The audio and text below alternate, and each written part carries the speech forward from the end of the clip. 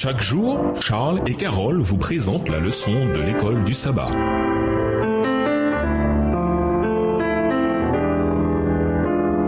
Bienvenue à votre émission Dieu nous parle. Nous voici à la leçon de vendredi. Pour aller plus loin, nous vous invitons à lire dans le livre Évangélisé les pages 96 à 100 le chapitre Unité dans la diversité, livre écrit par Ellen G. White. La citation qui suit contribue à révéler comment l'Église primitive unie en Christ a pu maintenir l'unité malgré ses différences et devenir ainsi un puissant témoin pour le monde. Dans l'Église, la Bible illustre la manière dont le Saint-Esprit a guidé l'Église primitive dans son processus de prise de décision. Cela s'est fait de moins trois manières, étroitement liées par des révélations. Par exemple, l'Esprit disait aux gens quoi faire, Corneille, Ananias, Philippe et peut-être le tirage au sort. Par les Écritures, l'Église parvint à une conclusion en employant les Écritures et le consensus. L'Esprit a agi de l'intérieur du groupe de manière presque imperceptible en créant un consensus par le dialogue et l'étude, au terme desquels l'Église a pris conscience que l'Esprit était à l'œuvre en son sein. Il semble que lorsqu'il a dû faire face à des controverses culturelles, doctrinales et théologiques au sein de la communauté de croyants, le Saint-Esprit a agi par le consensus dans sa prise de décision. Nous voyons par là le rôle actif joué par la communauté de croyants et non pas seulement par ses dirigeants, ainsi que l'importance de prier pour le discernement. La direction du Saint-Esprit est palpable dans la compréhension qu'avait le groupe de la parole de Dieu, dans l'expérience de la communauté et ses besoins, et à travers l'expérience de ses dirigeants dans leur ministère. Différentes décisions collectives ont été prises grâce à un processus guidé par le Saint-Esprit et dans lequel les Écritures, la prière et l'expérience étaient des éléments de réflexion théologique. À méditer. En classe, passez en revue votre réponse à la question de mercredi sur la manière dont nous décidons quels enseignements et quelles pratiques sont essentielles pour nous en tant qu'adventistes et ceux et celles qui ne le sont pas. Quelles sont nos relations avec les chrétiens d'autres églises qui, comme nous, croient en la mort et en la résurrection de Jésus? Résumé. La preuve la plus convaincante de l'unité, c'est quand des frères et des sœurs s'aiment comme Jésus les aime. Le pardon de nos péchés et le salut que nous avons en commun en tant qu'adventistes sont les meilleurs liens de notre communion fraternelle.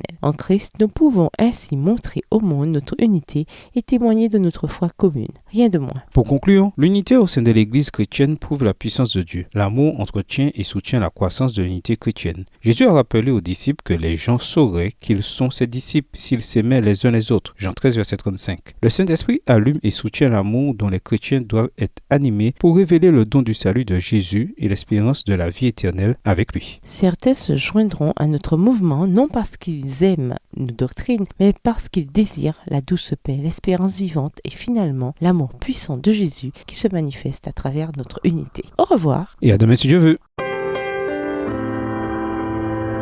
Dieu nous parle. Chaque jour, Charles et Carole vous présentent la leçon de l'école du sabbat.